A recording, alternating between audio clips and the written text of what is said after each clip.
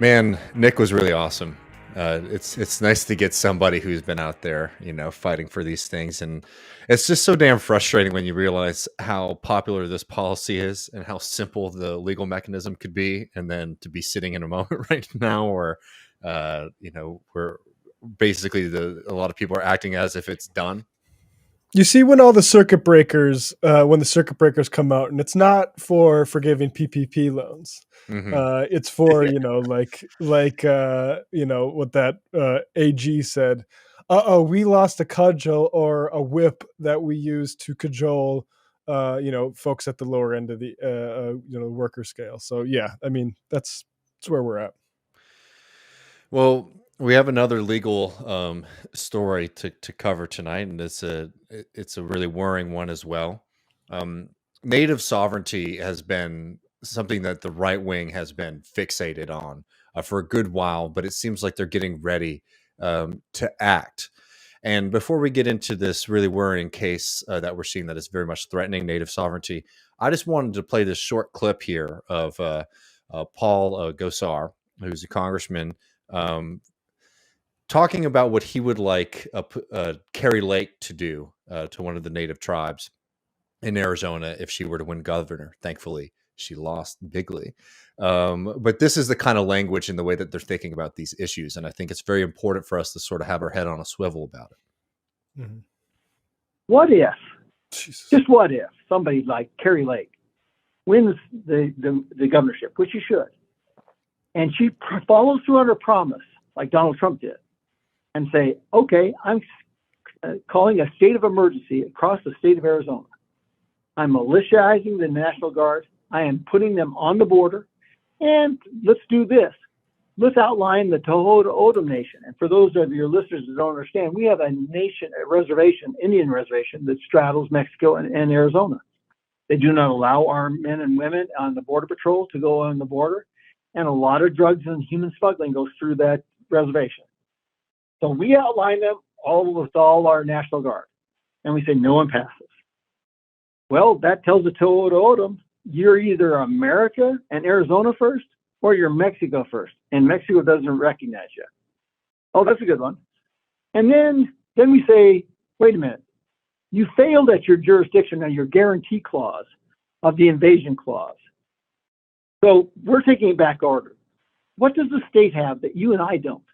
It has direct redress to the Supreme Court. You're at that point now where you have to start that fight. Take the fight to the Supreme Court. It's one of the last vestiges you have. Why do you think the left is so opposed by it and wanted to stack the deck? Because they know the same thing. Now you know. And then that Bubba goes on, basically beats his chest and hopes that Kari Lake has the balls to do it. But I mean, what he's talking about there is quite serious, right? We're talking about invalidating tribal sovereignty, right? Which is a principle, something that is negotiated nation to nation. You're seeing it in examples like that. You're seeing worrying signs in Oklahoma as well. And the Supreme Court has already played a role in rolling back a lot of those kind of decisions that had cemented the concept of the U.S. Constitution, which is nation to nation sovereignty when it comes to Native American tribes inside the United States. And I don't know if you had anything to mention on the Oklahoma thing before we get into the Supreme Court case. Well, what's amazing to me is how much of a concerted effort this is becoming. Like, this is not the first time this has come on the radar. I watched a Dave Rubin episode from a few months ago. This was, let's see, when was this? 3 months ago. Yeah, I mean, I remember it like it was yesterday. Dave is talking to Oklahoma Governor Kevin Stitt, who, he'll tell you is a member of Cherokee Nation himself. So, better wise up and listen to him. Here's how they discuss this issue. 101 on that. Yeah, absolutely. Well, first off, the McGirt decision came out in July of 2020. And basically what it said, it was the U.S. Supreme Court decision called McGirt. So I'll encourage everybody to look it up. But basically it said that we still had reservations in Oklahoma. So about half of our state was all of a sudden turned back into an Indian reservation. Tulsa, Oklahoma, with 1 million people, was now considered an Indian reservation. And here's the deal. I'm not against the Indians. I'm actually a member of the Cherokee. We're proud of our heritage. You yourself. Literally, I can show you my card. My heritage, I have Indian blood. So I have a membership to the to the Cherokee Nation. So it's not an anti-Indian thing, but this is a pro-Oklahoma thing. This is a common sense thing. So that's how they're framing it. This is not an Indian thing. This is a pro-state thing, and a common sense thing. But I mean, I think as you're going to get into, like, it's not a pro-Oklahoma thing because those are different nations technically. Yep. Like in terms of how we deal with them, in terms of law, like this, they're not just Oklahomans. It's not as simple as that. And I think in this case I'm about to talk about, it actually does become about something different than states' rights. It becomes about race. But yeah. And let me just give a little coda to that, and how the tribes responded to that. How a historic endorsement from Oklahoma's 5 largest tribes could affect the governor's race. They all endorsed for the first time the challenger to the incumbent governor, and got together. So not happy there. But yeah, let's talk about this case that we're seeing argued in the Supreme Court, Halan versus Brackeen. Now, we've talked about it on this program, and people should spend some time educating themselves if you're not familiar with it. But there's a very, very dark history in the United States and in Canada of not just forcibly removing people off of their lands, murdering them, killing off their food sources, but in decades since, actually trying to eradicate peoples and cultures from the face of this planet. And there's a dark history in the U.S. and Canada, first of boarding schools, where Native children were pulled away from their families, pulled away from their communities, and were taught Christianity, taught English, were not allowed to speak their language. Something that has had a massive detrimental effect on, remembering of history and of culture amongst Native peoples. Entire generations of people experienced this horror. And as its brutality continued to be exposed, and we're still learning more now, as people know from these mass graves that have been found on the sites of these boarding schools, there was outcry to change that system. And they still wanted to eradicate Native culture and Native peoples, but they didn't want to have such a heavy hand. So there was this move towards white adoption of Native children. And, it was an extremely brutal system as well. People were pulled away from their communities, from their language, from their culture, from their people. And they are taught to act, white, to act differently. And back at that time, I'll just say, like, in terms of the North Dakota boarding schools, for the boys, it was agriculture. And for the girls, it was things like how to work the newfangled laundry machines, literally. Mm-hmm. And there's been tremendous fights over boarding schools and over adoption. When we talk about movements like the American Indian movement, a significant amount of those people were people who went through the boarding school system, were people who had to relearn their language as adults because our society, the United States, had tried to prevent them from being able to interact with their culture and their history. And you see these different phases in the adoption movement. Between 1958 and 1967, there were moves that were considered to be progressive, where you were trying to match Native children with white families, but white families who might have like a darker skin tone or something like that, so that they could seem more matching and there would be less questions about the lineage of your children. And we're not just talking about a few fringe cases here when we're talking about adoption. Between 1969 and 1974, around 25 to 35% of all Indian children were separated from their families and put into foster homes, right? I mean, this is people just showing up and taking children and throwing them into our foster care system, which is, horrific. It's horrific to do that to any child, but it's especially horrific when you remember that this is part of a project to eradicate a people and a culture and a language and a heritage.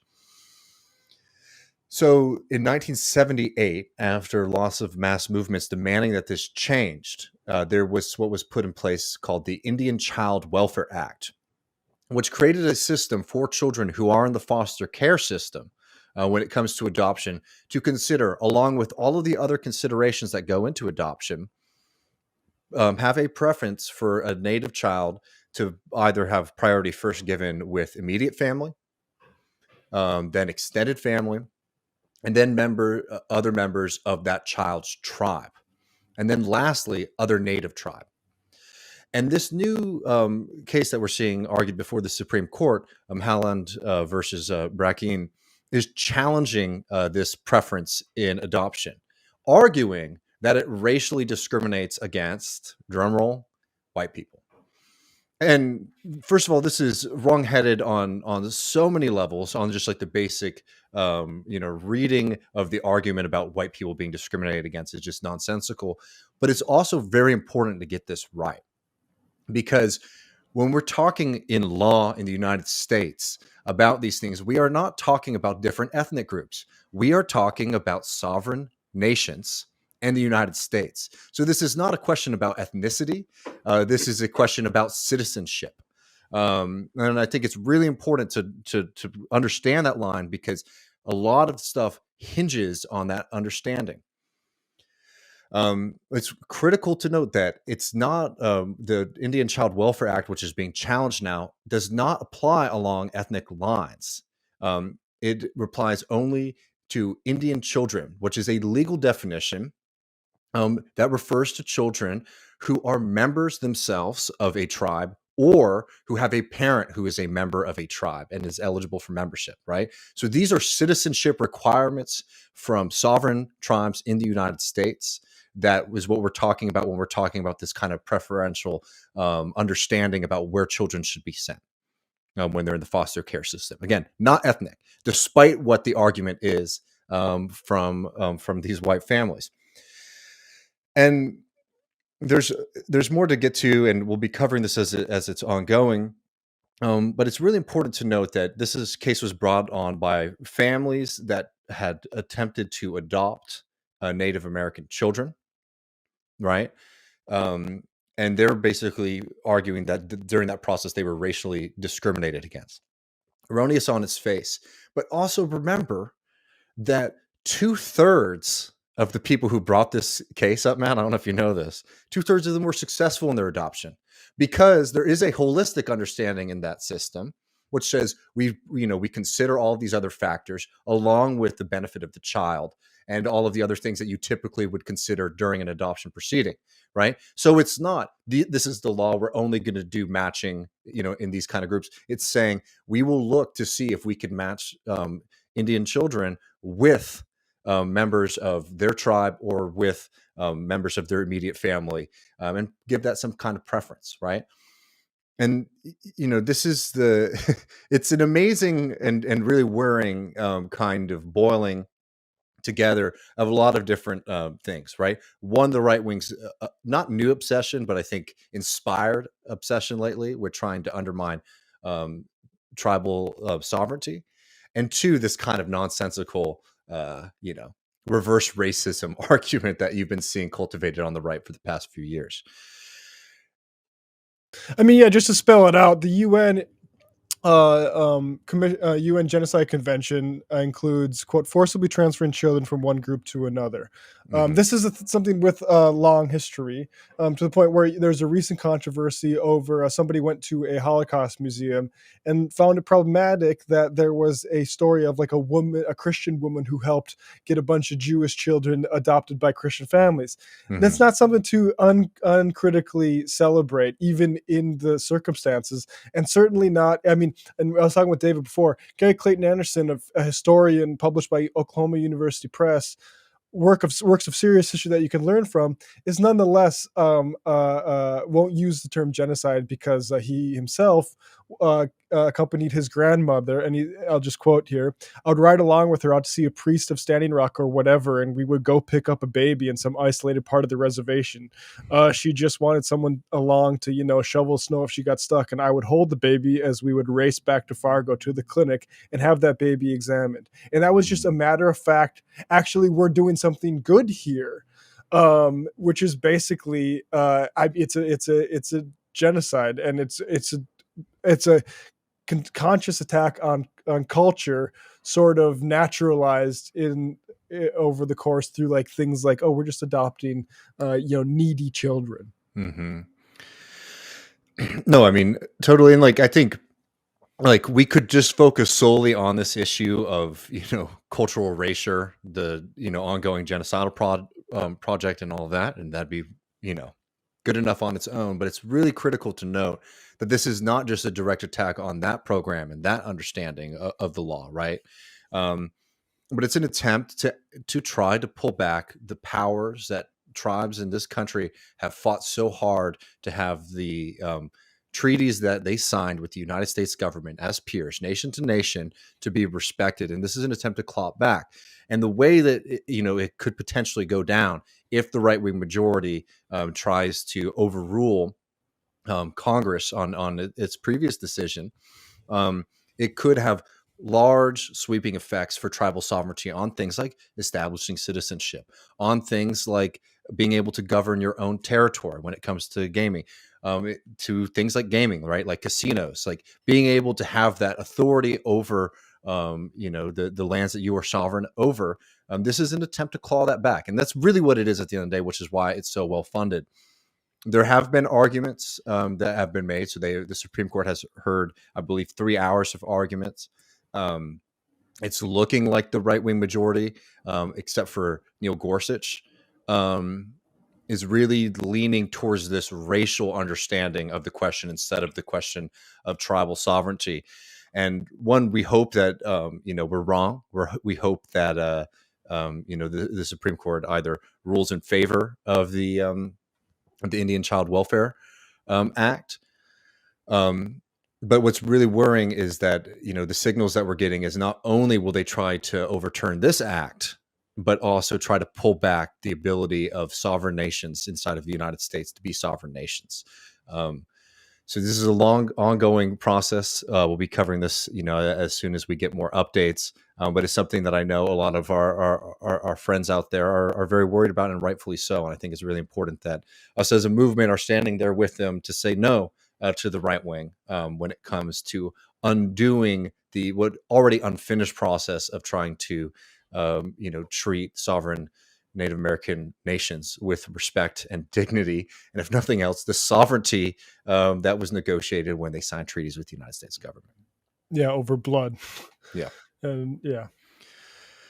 Well, y'all, we're going to go to chat with Ryan Zickraff. He wrote a really awesome piece in Jacobin magazine. We've been wanting to get him on the program for a long time on a labor story that I think a lot of people may not have heard of, about miners finding convict laborers and freeing them, and this very interesting Coal Creek war.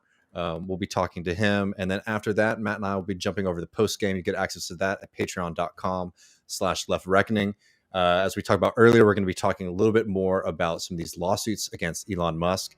We have some fun stuff, and we'll be taking your calls and questions as always. So see y'all then. And until then, check out this conversation with Ryan.